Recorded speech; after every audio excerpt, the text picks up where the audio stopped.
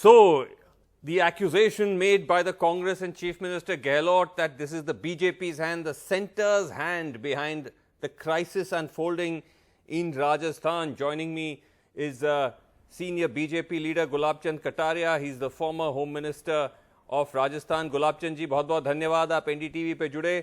तो क्या आप कहेंगे कि जिस तरह से गवर्नर ने सेशन को नहीं बुलाया, मुख्यमंत्री धरने पे बैठ गए हैं, वो कह रहे हैं ये पूरा बीजेपी का खेल है, केंद्र दबाव बनाया जा रहा है गवर्नर पर कि जो सिंपल उनका जो डिसीजन होना चाहिए कि आप सेशन बुलाओ वो नहीं बुला रहे हैं.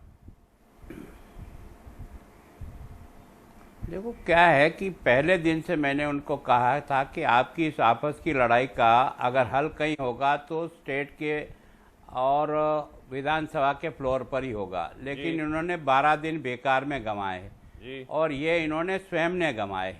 मैं सोचता हूँ कि कोर्ट में अगर गए तो ये लोग गए और स्पीकर साहब ने जिस प्रकार के नोटिस दिए वो और सतीश पायलट को और 19 लोगों को एक तरह से दल से हटाने का और विधानसभा की सदस्यता, कोर्ट में यही गए, हाई कोर्ट में यही गए और सुप्रीम कोर्ट भी गए और उसके कारण से जब उलझ गए और कोई रास्ता नहीं दिखा तो आज इन्होंने फ्लोर टेस्ट के बारे में कल कैबिनेट का दुर्भाग्य क्या है कि तो आज मुख्यमंत्री ने जिस प्रकार के शब्दों का प्रयोग किया. नहीं गुलाब चंद जी मेरा कहना है कि शब्दों का प्रयोग नहीं मेरा कहना है कि मेरा कहना है कि वो अलग है, ये लोग आपस में भिड़ रहे हैं, झगड़ रहे हैं, वो बात अलग है. लेकिन अगर मुख्यमंत्री कैबिनेट का निर्णय चिट्ठी भेजते हैं गवर्नर को कि आपको सेशन बुलाना है, तो उसमें क्या दिक्कत हो सकती है? वो तो हर स्टेट, हर प्रदेश, वो तो देश की राजनीति, देश का तो कानून वही है कि वो सेशन गवर्नर को रिक्वेस्ट जाती है सीएम से, वो सेशन बुलाते हैं. उसे बुला क्यों नहीं रहे सेशन? निश्चित रूप से कैबिनेट का जो कुछ भी दे वो राज्यपाल को देते हैं जी. राज्यपाल उसके ऊपर निर्णय करता है, लेकिन आप देखो कि राज्यपाल के भवन में जिस प्रकार से धरने और नारेबाजी करके उनको मजबूर किया जा रहा है कि आप हमको आदेश सुनाओ, ये राज्यपाल के विवेक पर है कि आपके द्वारा दिए हुए उस कागज के आधार पर वो कब और किस समय बुलाएं और कैसी उसकी कागज, ये उनके विवेक पर होता है. ऐसा नहीं होता है कि आप ये कहें कि जनता आपका जो राज्यपाल भवन है उसको घेर लेंगे. इसका मतलब आप जो राज्य के मुखिया हो वो अगर ये जनता को उकसाकर घेरने का काम करे तो इस तरह से लॉ एंड ऑर्डर की क्या गति बनेगी? नहीं with all respect to you, आप गृह मंत्री रह चुके हैं. एक सेकंड मेरी भी बात सुन लीजिए. आप गृह मंत्री रह चुके हैं.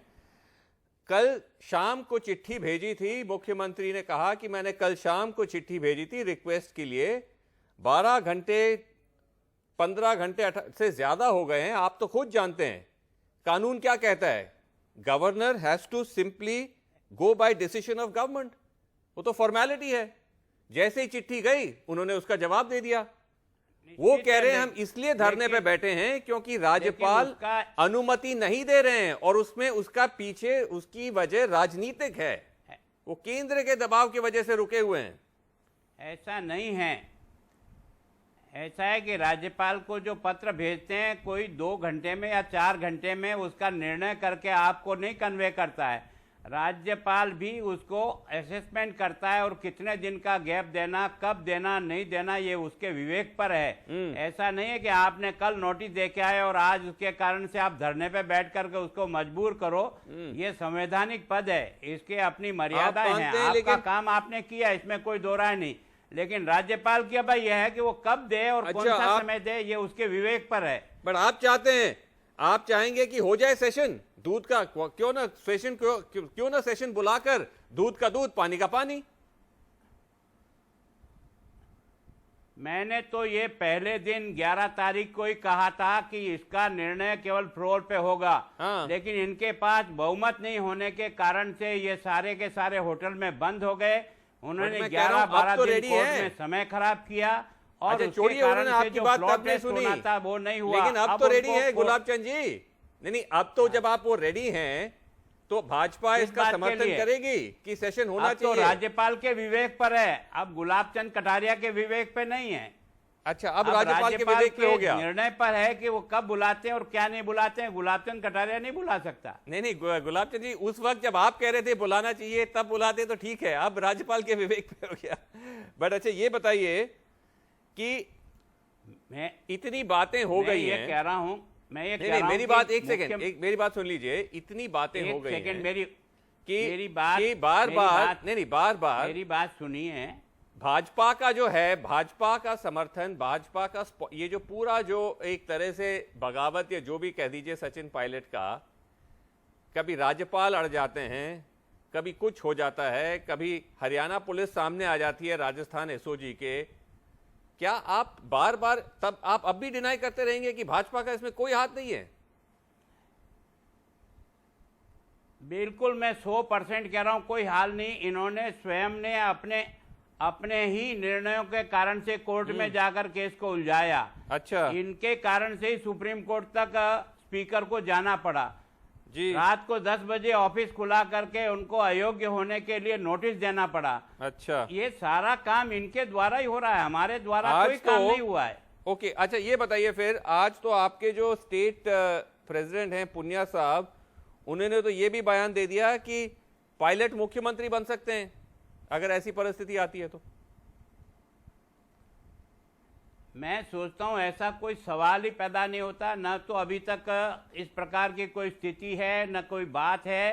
पहले तो ये होगा फ्लोर टेस्ट के आधार पर वास्तव में बहुमत है या नहीं है। आपके पुनिया साहब कह रहे हैं, उसके पहले न तो पुनिया साहब भी निर्णय कर सकते हैं, न मैं कर सकता हूं, कोई नहीं कर सकता। अभी तो आज की स्थिति तो पहले कि सरकार बहुमत में है या नहीं है इसका निर्णय होगा, उसके बाद आगे के निर्णय बढ़ेंगे। अच्छा, तो मान लीजिए कि सरकार की बहुमत नहीं रहती, उसके बाद क्या आप और पायलट साथ आ सकते हैं बनाने के लिए सरकार? नहीं, ऐसा नहीं है। हमारी पार्टी कोई अकेला आदमी निर्णय नहीं करता है। हम पार्टी के सब प्रमुख लोग बैठ करके उस समय की स्थिति को देखेंगे, आंकलन करेंगे और आंकलन करने के बाद पार्टी हित में क्या हो सकता है उसका निर्णय करेंगे। नहीं, ये तो औपचारिक ऑफिशियल लाइन है।